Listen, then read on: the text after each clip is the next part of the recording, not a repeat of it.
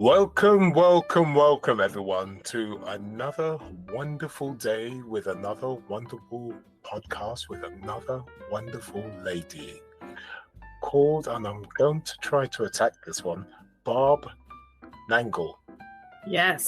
Oh my, do you know that is first try. I'm terrible with, your surname's not bad. I've had worse, but I'm terrible with surnames, and I'm so proud of myself. Thank you, Good Barb. for you. I'm proud of you too, because everybody mangles it. And it's funny that I just use the word mangle. I don't normally, but mangle rhymes with nangle. It does, without a doubt. So, Yeah. Okay, so let's get to the chase. Now, as always, listeners, I know nothing about Barb. I don't know what she does, what the issues in and past or foreground or whatever else. You know what I'm like. I just go with the flow and you just never know where we're going to go. So, with that said, Barb, just start us off and just tell us what you're doing as a business right now, and then we will just go with the flow. I am a boundaries coach. So I coach professional women who say yes when they really want to say no, and who neglect themselves because they're so focused on others. I am also a podcaster. My podcast is called Fragmented to Whole: Life Lessons from 12-Step Recovery. And I started it in March of 2019. So I have 282 weekly episodes. And I'm also a professional speaker. And so my target audience there is either organizations that serve professional women or that are made up of professional women. Wow. I like the whole boundaries side of things, and it's true. In life, people they don't tend to hold boundaries at all because they want to conform, right?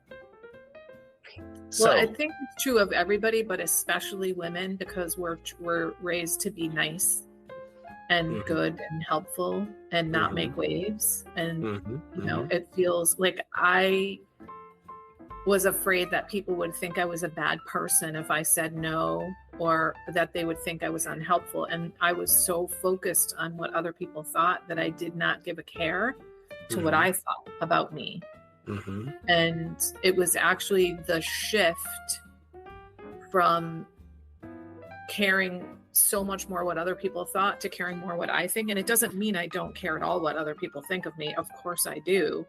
It's just that I'm no longer willing to throw my integrity out the window and say yes to things that I don't want to do, and engage in people-pleasing behaviors, which is basically manipulation. So I was throwing my integrity out the window by saying yes and manipulating people, and I'm not willing to do that anymore just to get people to think well of me. So okay, so I got into this. You told me about the shift. You've just spoken about that. So when did that shift occur and why? So it happened when I got into 12-step recovery at the age of 52 in 2015 for codependence. Are you familiar with the concept of codependence? Okay. I wasn't. I had never heard of it, which is kind of miraculous because I had been in therapy since I was 15 and read, all the self-help books and done workshops and workbooks and retreats and spiritual groups and all that stuff. And I had invited a homeless friend that I had met through church to stay at my home during a snowstorm. I now know that is not normal behavior. And he stayed, and then another time, and within a few weeks, he was practically living with me. And not long after, I felt trapped in my own home. Wow. And so one day I was in therapy and I was talking about him, and I stopped in mid-sentence and I went, "Oh, do you think I need to go to Al-Anon?" to my therapist. And I'm not sure if your listeners know what Al-Anon is, but it's a 12-step recovery program for the loved ones of alcoholics. And they might be wondering, why do the loved ones of alcoholics need a 12-step recovery program? And that is because the things we do sort of naturally to try to get our loved ones to stop drinking, or to go to Alcoholics Anonymous, or to go into rehab or detox or something like that, tend to backfire, and they turn us into like controlling people, and we completely neglect ourselves and focus entirely on them, and maybe even do things that give them excuses to drink more. And so when I said, do you think I need to go to Al-Anon? My therapist said yes. And so whatever I put into Google looking for an Al-Anon meeting, I came across this word codependent. And I was like, wait, what? What is this thing? Mm-hmm. And I was just absolutely flabbergasted that this concept existed. So I started going to Codependence Anonymous and very quickly felt a sense of relief. And also very quickly, I remember saying to somebody, as a result of what I was learning, I was like, I think I need to be reparented. But I didn't know that reparenting is a thing that people actually do. And then a few weeks into my going to Codependence Anonymous, I went away to go visit some friends, one of whom had been in Alcoholics Anonymous for many years. And she had always raved about just how utterly transformed her life had been because of AA. Mm-hmm. So I told her I'm going to Codependence Anonymous. She was like, oh, that's great. While you're here, let's see if we can find a meeting and we'll go together. And she couldn't, but she found an ACA meeting, which I knew of as ACOA, which is Adult Children of Alcoholics and Dysfunctional Families. I'd heard of it. Never occurred to me why they would need a 12-step meeting. Never occurred to me that I qualified for that program. And I walked in, and in the opening readings, they said, among other things, we reparent ourselves. And I said, what? And then they read the list of the 14 traits of an adult child, which is affectionately called the laundry list. Okay. And I was hooked. I was like, oh my God, this is my group. So it turns out that I didn't grow up in an alcoholic home, but I grew up in a dysfunctional home. So it's adult children of alcoholics and dysfunctional families. I had never heard that part before. Okay. And I learned that I have childhood trauma that was a result of intergenerational family dysfunction. And my life was just utterly transformed through the 12 steps of recovery and reparenting myself. And because my core wound is codependence, learning how to build healthy boundaries changed everything for me. So that in the years to come, I ended up getting laid off from my job at Yale University and starting my own business. And it just made sense that as a coach, that I would coach people on boundaries. Interesting. A lot was going on there.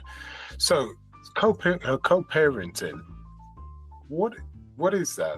What is that? So, Let's break it down, that we're parenting ourselves again. So okay. So reparenting can be as simple and basic as you start being good and kind to yourself, because most of us are beating the crap out of ourselves in our heads. Right. And it can be anything from just that basic, start being good and kind to yourself, all the way up to you cultivate this inner cast of characters, like in your imagination, your inner child, inner teenager, inner critical parent, inner loving parent. It's based on internal family systems theory, which is often called IFS, which is a therapeutic modality that like everybody has parts. Like people can identify with, a part of me wants to go to the beach and a part of me wants to go to the park, right? We all know that happens. Well, those parts are real. There are actual parts of us. The ACA program is almost like an abbreviated model of the IFS modality. But the way that it works is that the idea is that inner critical voice that we have that rakes us over the coals and tells us how horrible we are is an internalized inner critical parent. It may not be like our parents may not have said those exact things to us, but somehow in our growing up years, we internalize these messages. And so the solution, the way that we talk about it in ACA is the solution is to become your own loving parent. So you cultivate an inner loving parent. And so some people, it's themselves. Some people come up with a character. So a lot of people in ACA are like, I don't know how to be a loving parent. I wasn't lovingly parented. How would I know how to do it?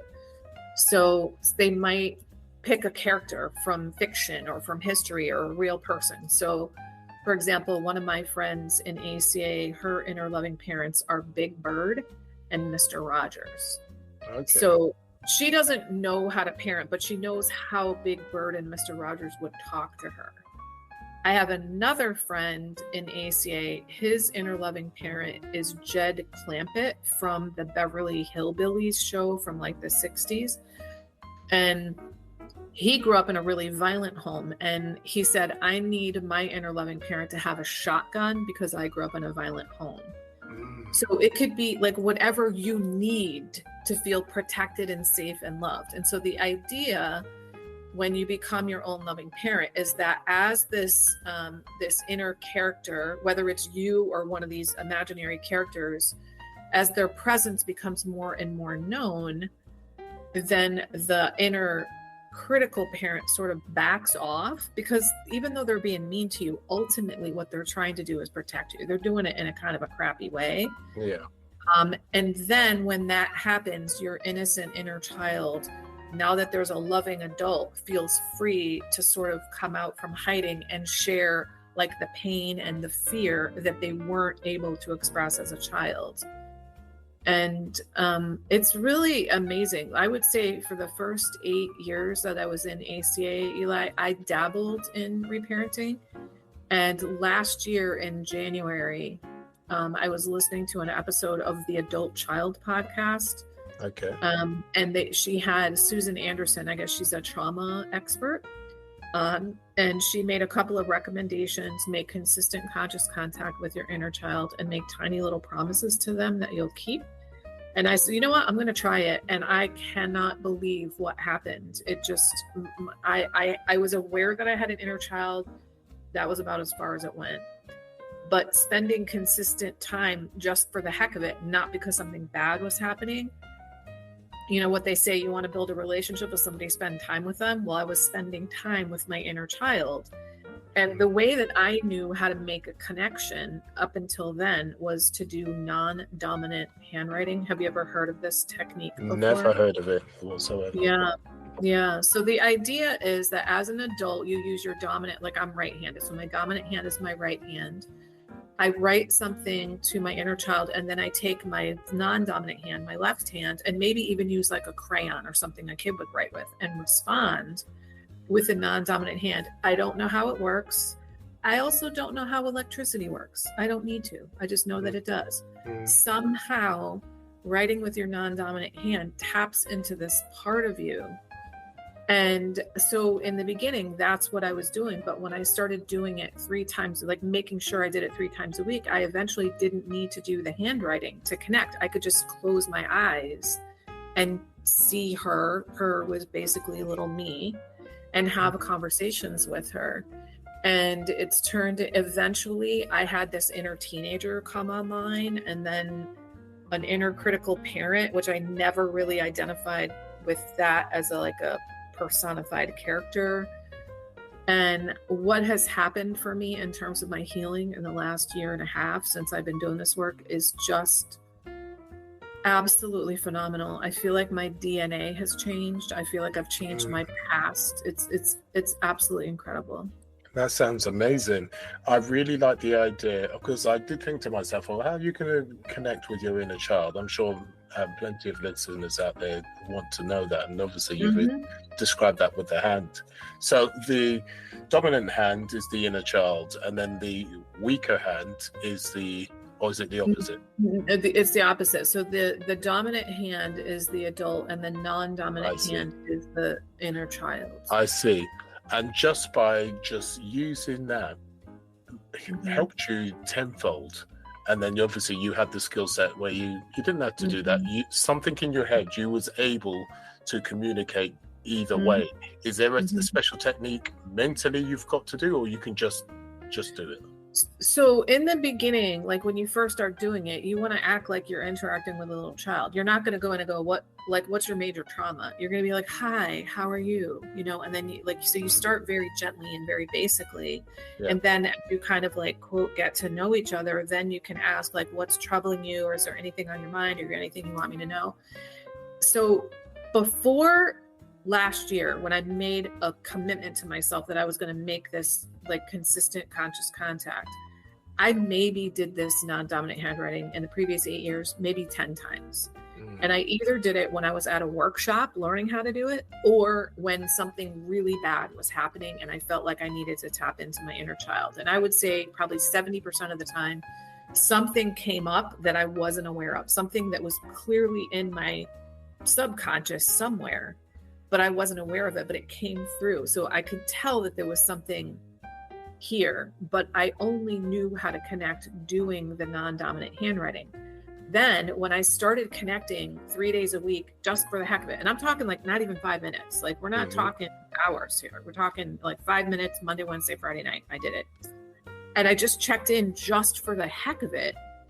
It wasn't because there was any drama going on or any big feelings. I started to cultivate this relationship with this little girl, which is a little version of me.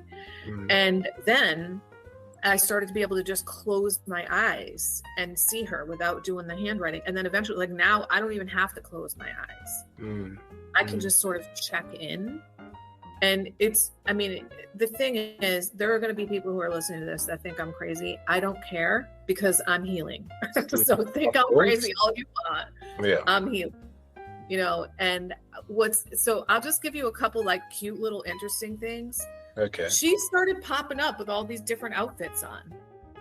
Like right now, this past couple days, she's got her hair in pigtails and she's got this white dress with the blue and white checked pinafore on, and which I didn't even remember that I remember pinafore as I don't even know how to describe it. It's almost like an apron that looks like a dress.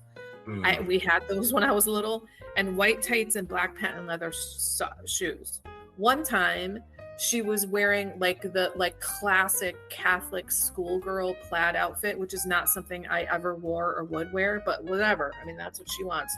There was a while where she was wearing fake plastic eyeglasses because I had purchased last summer when the Barbie movie came out. I purchased a couple of Barbie dolls and did a whole marketing campaign on Better Boundaries with Barbie. And the Barbie doll came with fake glasses. So my little one goes, "Oh, I've got fake glasses like Barbie does." And then for like months, every time I saw her, she was wearing the fake glasses. Like, I'm not controlling this. I'm observing it. I don't understand it. I'm just going with it because it's healing me in this incredible way. Okay, so you're saying that it's healing you. In what way is it healing you? Let's go with that. How do you know good. I'm glad you asked. So I'll give you an example. So the most powerful healing things that I have done with my inner child is to take my inner loving parent with my inner child and go through an incident that was traumatizing when I was a child. So this one, I feel like it would be okay to describe. I don't think it's going to harm anybody to hear it. So when I was 7 years old, I was still riding my bicycle with training wheels on it. In my neighborhood, that was ancient. Kids were like 4, maybe 5 by the time they took their training wheels off. And my father decided that it was time for me to take the training wheels off. I wasn't ready and he didn't care. And in my mind, he did this in front of every kid in the neighborhood. I don't know. I know there was kids there. I know my brother was there. And he put me on the bike and he pushed me. And I was so freaked out and so scared that I just started flailing my hands. And of course, not holding onto the handlebars, I wiped out. So I was physically hurt. I was publicly humiliated. And then my dad screamed at me. And to make it worse, for years, my older brother teased me about that event. And it was just like, to me, humiliation is I'd rather be terrified. I understand that. Yeah, I get that. So what I did was I took my inner loving parent through that episode, and I skipped over this part, but my dad is deceased and I always had a very difficult relationship with him.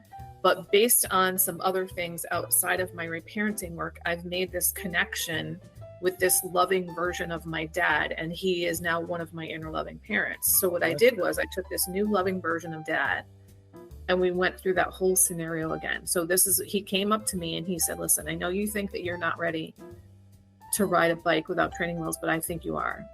So here's what we're going to do. We're going to go behind the elementary school where nobody can see us, and you and I are going to work together and we're going to get you to ride that bike." And I was like, okay. So we go to the parking lot and he's running around holding onto the bike with me while I'm pedaling, and then he lets go, and I'm literally getting chills just telling you this because I'm having visceral.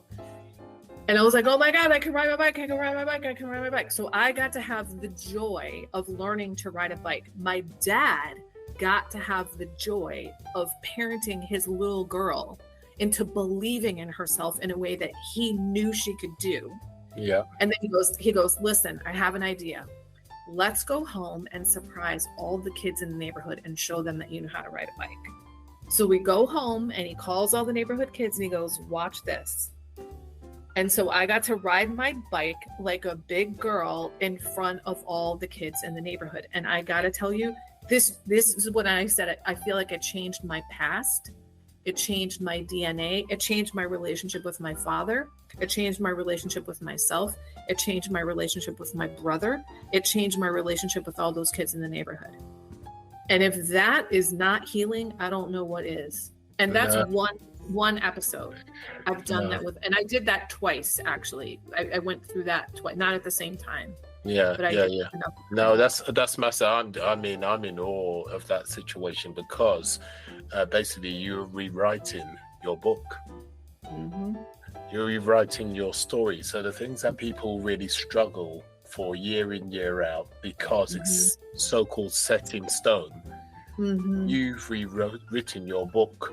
So then you can move on to a different path within your life and cope with what you need to cope with. And I find that there's many ways you can skin a cat. You know, this isn't the only way, but this way works for you, and that's all that matters. And I must admit, that is an amazing story, and I can see how that works, especially when you don't have the person in your life to actually have that conversation and say, you know what, Dad, blah, blah, blah. It's a way of being able to reconnect, but in a way where it's easy for you to cope. And why not? And why not? All that matters is you find out that works, whatever works for you. And it's a beautiful technique, connecting with your inner child.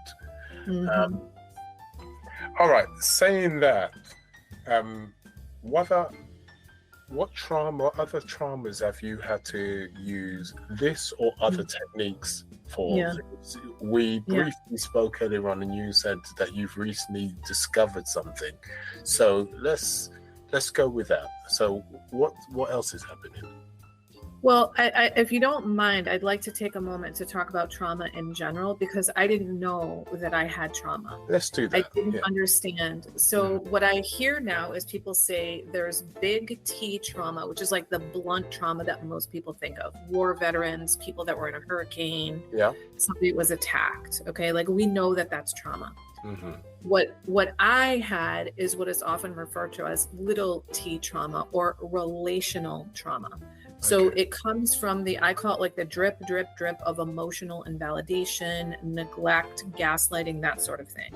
All right. So my first 6 months that I was in the ACA program, I heard people talking about trauma, and I was like, I knew that I had the traits and I belonged in the program because I heard that list, and I was like, I have 7 of them. It turns out I actually have 13.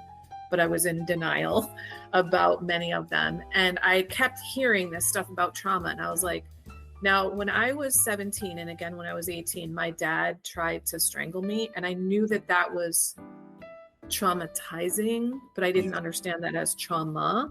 And I also, because it was adult children of alcoholics and dysfunctional families, I was like, well, I was almost fully grown. It wasn't when I was a child. That's another part of denial, like trying to not make that be trauma. Like, hello, getting strangled by your father, traumatizing. But then I finally got that the absence of good things happening to you can result in trauma. And I was like, oh, that definitely happened. There was the absence of many good things. And the more that I did the work in the ACA program and learned about like what is healthy, functional, and, nurturing, affirming behavior of families, I saw there was a whole bunch that I didn't get, and that I was in denial about how dysfunctional my family was. And this isn't to blame my parents, because they did what they knew how to do. It wasn't good enough, but it's it's intergenerational family dysfunction. It's not like my parents decided let's it's what they've learned and they've passed it on. Right. And also, just because you're from a dysfunctional family, and just because you're from a family that has perpetrated childhood trauma doesn't mean it's not a loving family. Some of them aren't loving families, of course not, but you can still be from a loving family.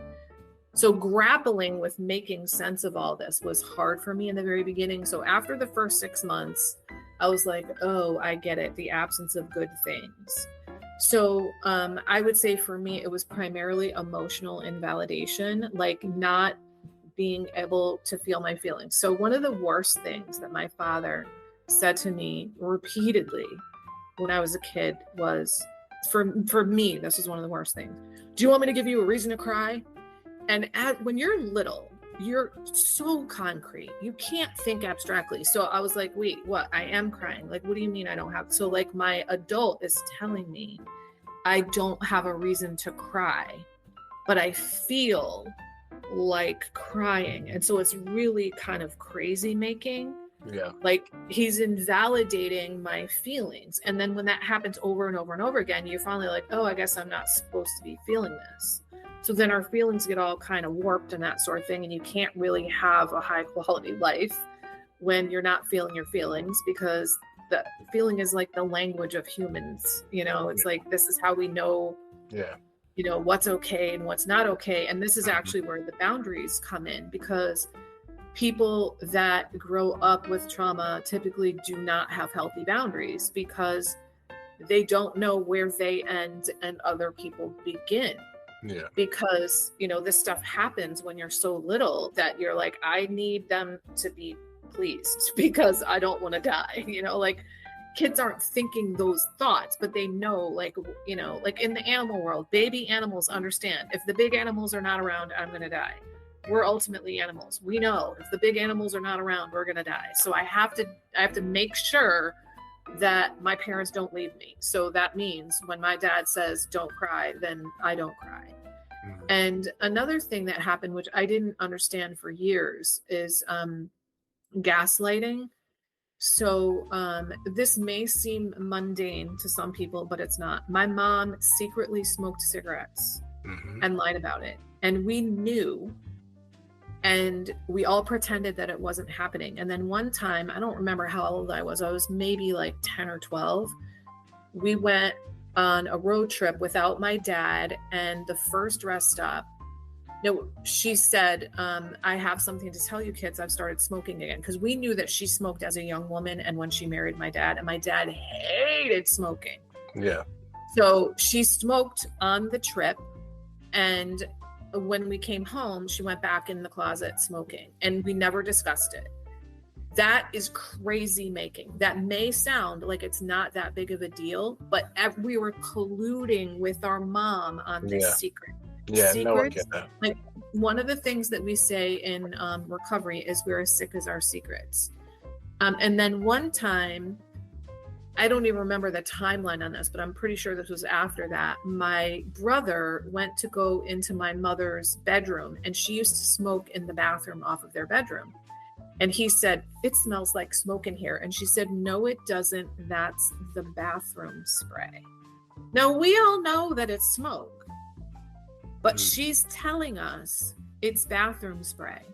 That is crazy making. And then there's the fact that my dad, I call him a womanizer. I don't know exactly what that meant. I don't know if he had flings, if he had relationships, if he had a mistress, but I knew from at least 10 that my dad was cheating on my mom. So if I knew it and I'm a kid, there's no way my mom didn't know it. But of course, we never talk about that. And then my parents got separated my sophomore year in high school. They got back together at the end of that year. And then I moved out twice my senior year. This was because of my dad trying to strangle me. And my parents got separated at the end of the school year. And I moved back home. And what my mother said to me was, your dad made promises he couldn't keep. Now, we didn't discuss what that meant, but I knew damn well what it meant. It meant he promised that he would no longer be unfaithful, and he couldn't do it. But we didn't discuss it.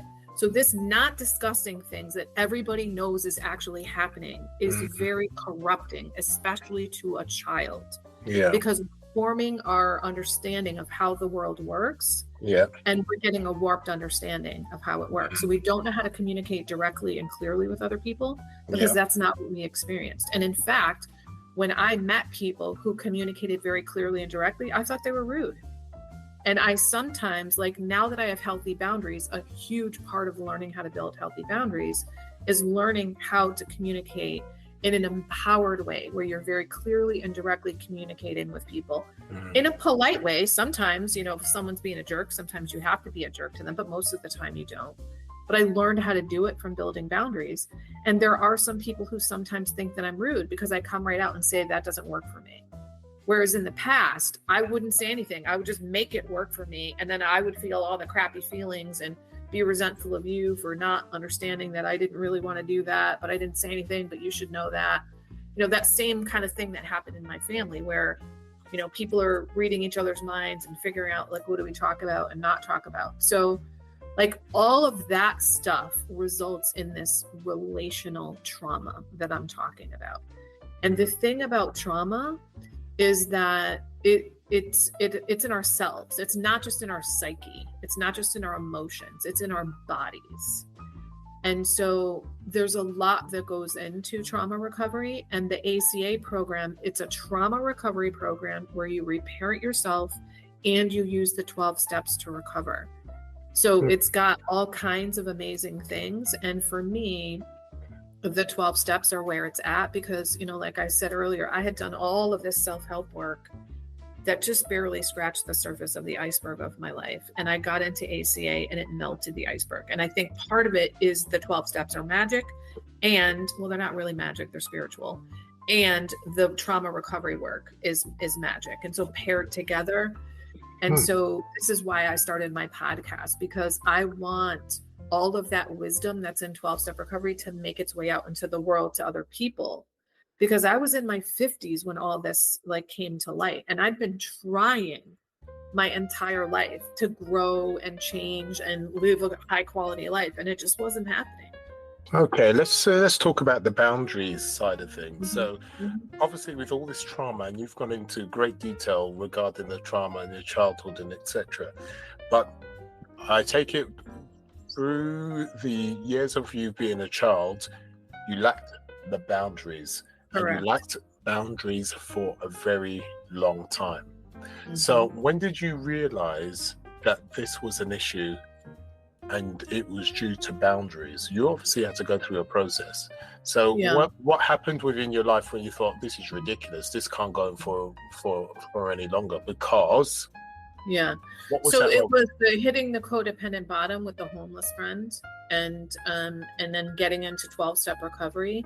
I didn't, like in the beginning when I was learning to form boundaries, I didn't know that was what I was doing. Nobody sat me down and said, these are boundaries. I just like, it was just, so I personally learned how to build boundaries through this meandering haphazard process through 12-step recovery in the first couple of years. And after I realized, oh, these are boundaries, this is amazing, this has changed everything, I started reading specifically about boundaries, and it helped me retroactively understand, oh, this is what was happening, this is how things changed, this is what I was doing. And while I was reading about those things, I started taking notes, often drawing little visuals to depict, because I'm a pretty visual person. Well, those drawings eventually turned into handouts, which turned into a workbook, which is the spine of my boundaries coaching program. Okay. And I have created a process that massively accelerates the boundary building process for other people. So they don't have to take this 2 to 3 year meandering haphazard process. But essentially, boundaries are about our identity. Like, what do I actually like and not like? What is okay with me and not okay with me? What do I want, like, need, and prefer? Where do I end and other people begin? What am I responsible for and what is other people responsible for? All of that stuff was completely blurred or non-existent before I got into 12-step recovery. So me being like a rescuer, fixer, savior, codependent, enabler person was due to having no boundaries. I thought it was my job to rescue, fix, and save anybody that was within earshot of me. Like, it didn't matter if I knew them. Like, I'm supposed to leap in and help people because that's my identity. Well, I learned to establish and discover and create my real identity by building healthy boundaries. So I started, you have to experiment when it comes to building boundaries, because if you knew what your boundaries were, you'd know what your boundaries are. So, the first time that I remember knowing this is me setting a boundary, I don't remember what it was about, but this was me. I went like this, wham, ooh, way too harsh. Now, if I had known it was going to be way too harsh, that's not the boundary I would have set. Okay. But I luckily understood by then that, I'm going to make mistakes. This is info, not ammo. In other words, this is information for me to learn, integrate, and grow from. It is not ammunition for me to beat myself up, because I tried that for decades, and beating yourself up really just results in you being battered and bruised. And that is no place from which to grow and change. So I had to realize I needed to back off a little bit on the boundary. And that's what we do, is we make educated guesses of, I think this is what I want. And then we try it out and we see how it works, and we experiment over time. And through that process, I got to know what is okay with me and what's not okay with me. What do I like? Because I was such a chameleon that I just went along with what other people said. So, I haven't mentioned this yet, but I drank very heavily until I was in my early 40s. I smoked bales of weed. Okay. I'm also in recovery for compulsive overeating. That happened a year into my recovery from ACA. Okay. I'm down over 100 pounds from my top weight. Well done. Thank you. And we call it abstinent in that program. That's like being sober in an alcohol program. I've been abstinent for over 8 years. And now I've lost my train of thought of why I even brought that up. I'm sorry. No, it's all right. I mean, what I was going to ask you, because it's a situation where you had been boundaryless, I should say, for a very long time. So for this situation with this man that wouldn't just go, it must have been a huge problem, because so many other things have happened through the years and you hadn't made the change. I mean, just describe how difficult was it for you to tip over the edge to say, because it's easy enough that this guy was but we want to know what was such the big bang for you to say enough is enough. Well, I got into recovery, but I will tell you that the moment that I think of as my codependent bottom, I remember I was on the floor in my basement. I must have been down there doing laundry, and I don't know what happened between he and I, but I literally fell on the floor racked with emotion. I don't remember what the situation was, and I felt like I was going to die. And I said to him, I'm having a flashback. And I meant an emotional flashback. But before that moment, I'd never even heard of emotional flashback. I just knew that it was a flashback. He thought, his name is Dan, by the way, and he was a self-proclaimed addict and alcoholic. I now think he may also have had a personality disorder. He thought that I meant I was having a drug flashback, which was not the case. I've never done drugs where you would have a flashback. And he went right into action. He was like, what are you smelling? What are you thinking? Basically get in touch with your senses. And it turns out that's really effective for getting someone out of an emotional flashback. And I was astonished because the fact that he leapt into action was amazing, because he was the laziest mofo I had ever met in my life. So to see him leap into action, but that emotional, it was like, I just wanted to say that emotional death that I had, I've never said that before, but it felt like, when I think of that moment, it brings me pain in my chest. It is the most pain I have ever felt in my life. What I now know from my recovery is that's called an abandonment wound. Okay. So it wasn't about Dan. It was about childhood abandonment, because that's the thing that really results in trauma, is typically being emotionally abandoned. And there was something about him. I think he was an angel brought to me by the universe to get me to hit a codependent bottom. I get that. So, but there was something about him where I really wanted and needed him to leave, but I couldn't do it. And I eventually, just being in recovery for just a couple of months, I got enough social support and tools to be able to get him out of my house. So I brought him, I live in New Haven, Connecticut, which is on the Long Island Sound. So there's a harbor here. So I brought him over to the West Haven side of the harbor. That was his hometown. And I left him there. And I gave him some money. And I was like, oh my God, I can't handle this. And I got word from someone else that he was going to come back to my house. And let me tell you something. I packed up and I left. And I went and I stayed with a friend because I knew if he came knocking on my door, I would let him in. Okay. And I knew I couldn't do it. So I stayed at my friend's house for 2 days. And then I don't think I ever saw him again after that. I don't know what happened, but that was one of the hardest things I have ever done in my entire life. And it just showed me that this codependence, like a lot of people drink and do drugs because of codependence, because the pain of codependence is so difficult that they need to numb out from it. And I can see now, and then the codependence is a result of trauma. So it's basically trauma can mostly causes codependence. There's probably some people that have trauma that don't have codependence, but most people do. And then we drink and drug to numb ourselves because we can't face the pain. Okay. Well, at the time you said you panicked basically, and you had this emotional panic that went back into the days of connection, you can say, from a child. So tell me, what was that connection from a child to him? What was the similarity? It's I don't remember having that level of abandonment, like fear as a child. It's not in my consciousness.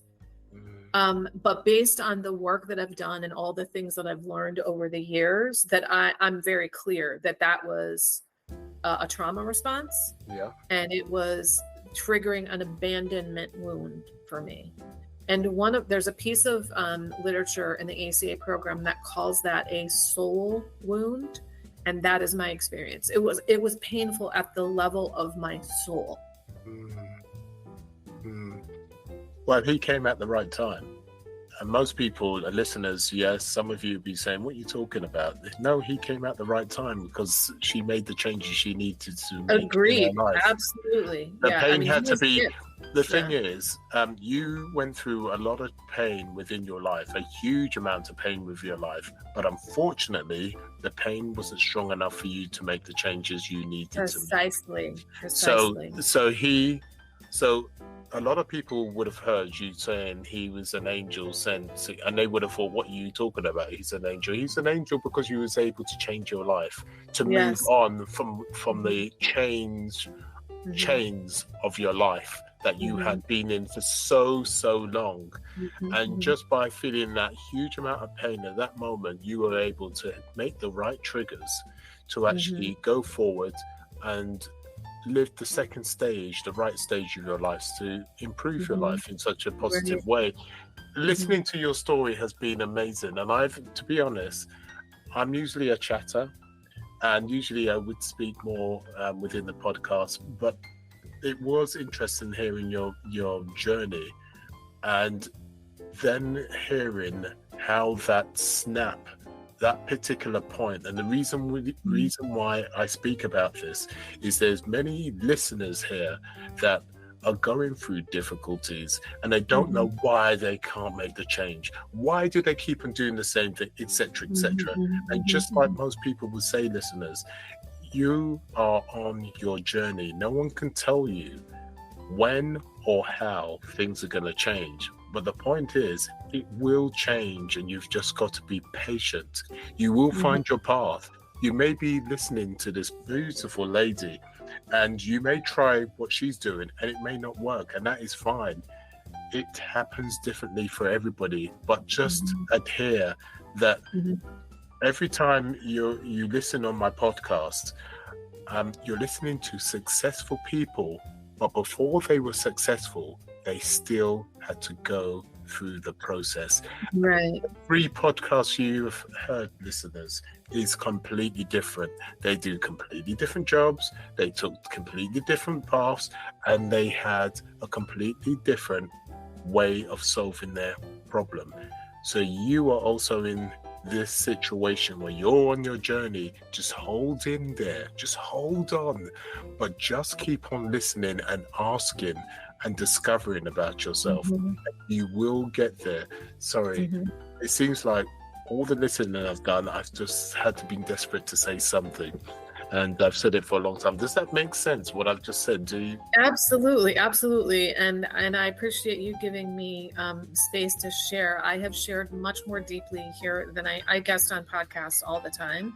Yeah. And I've shared much more deeply here. So I thank you so much for asking just the right questions and making me feel comfortable to share, because this stuff is so healing. And like I said earlier, Eli, I was trying my whole life. Trying, grasping for like, how do I get better, be better, how? And, I want to say, I know we're getting short on time here. One thing I do want to say, like, among the fact that, I said my life has been utterly transformed, evidence of that is that I am now in the first and only healthy romantic relationship I have ever had in my entire life. The one thing that I knew about myself before I got into recovery was that I'd never had a healthy romantic relationship. I actually thought I had it way more together than I did before recovery. And so I met my sweetheart when I was 55 and he was 60. I'm 61 now. He's 66. And we've been together for next month, it'll be 6 years. And I had no idea this level of intimacy and vulnerability and friendship with my partner was possible. And and to be honest with you, one of the things that attracted me the most to him was his healthy boundaries. And I credit that with our ability to be in relationship with each other, because we're really clear what's okay with us and what's not okay. And we tell each other immediately. And we know how to directly communicate. And what's kind of funny is a lot of times in my relationship with him, I'll be in the middle of an interaction with him, and I will also be observing it and thinking, oh, this would have gone way differently in all my previous relationships, because I really didn't know how to act in relationships, but I didn't know that. And so many things came to light in recovery, one of which was that on a subconscious level in all my previous relationships, I literally thought whoever he is, the guy I was dating, was responsible for all the bad things in the relationship, and I was responsible for all the good things in the relationship. And I'm trying not to laugh as I'm saying it, because it's ridiculous when you say that, but that's literally how I lived. It's not like I walked around saying very unhealthy. Oh, hell yeah. Yeah, that's very unhealthy. And very abusive too, because not only could it be physically abusive, it could be mentally abusive when you have that kind of unhealthy yin, upside down yin and yang.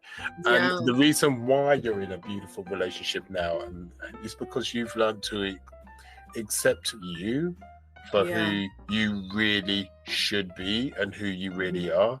You've also and by doing that, you have the natural boundaries, and because you radiate that, you've brought the right person to you.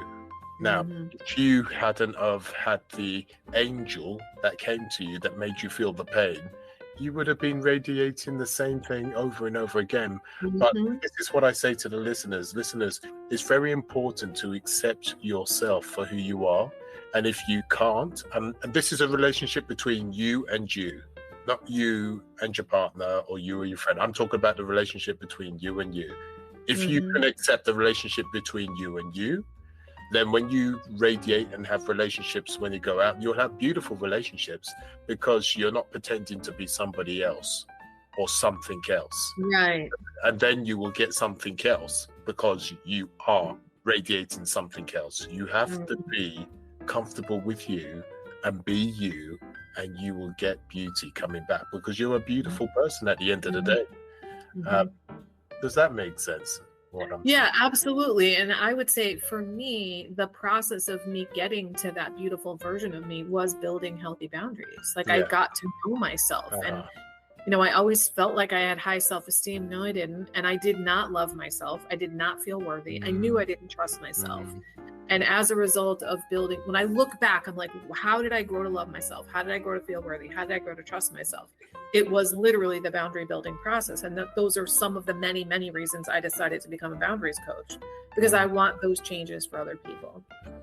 And what I've noticed is while doing this podcast, the people I do meet, they've gone through certain traumas, certain issues, and they've built their business round about their experiences, because they understand people within those experiences. And I find that and I'm the same way. I help people, with neurodivergence, with, if they are having difficulties in their personal lives. But I deal with the businesses, and I help them try to figure things out, because I had my own issues and whatever. So I use those issues I have and help people with similar issues. And that's the best way to be. The reason being is because then you look forward to helping somebody, because you know how important that help is. Absolutely. Rather than doing something you've learned from college, right? Yeah. I mean, I think of it like this. I'm helping former me. Yeah. Beautiful. Do you know what? I've never come across that. I'm going to use that for me. There you go. What a wonderful thing to say. Absolutely stunning. How wonderful. Is there anything else you want to say, just to help the listeners? I do. Well, it's not that we've missed anything. I'm just really excited about something that I completed today. I know that this podcast is going to come out in the future, so this will be out. I finished something that I'm offering free to people. It's a boundary building starter kit. Okay. And it includes 9 videos, 2 worksheets, a couple of articles, and a podcast playlist of my over 35 episodes specifically about boundaries. If they go to boundariesstarterkit.com, they can find it for free. Mm-hmm. So I'm really excited about that, because whether you ever want to work with me or not, your life is going to change from going through this starter kit. Mm-hmm. And I'm really excited for other people, because I didn't know who I was. And you get to know who you are. You get to decide who you are. Yeah, wonderful. That's absolutely beautiful. And listeners, you will have the information down below. How do they contact you? So if they go to that website, that's my website, and there's information there. They can also, one of my favorite places to hang out on social media is Instagram. I'm at Higher Power Coaching. They can DM me there, or they can email me, barb@higherpowercc.com. Do you know what? I feel a bit sad, listeners, because we're coming to the end, but I know there's so much more to this lady that we need to delve into. But unfortunately, I'm a man nevertheless, because I've done so many podcasts today, one after another, and God, I'm a man that has no stamina anymore. But we may get her on another time and delve. Well, I'd be delighted. Would that be okay? Oh, absolutely. I would love it. Okay. So, listeners, so all the information will be down below.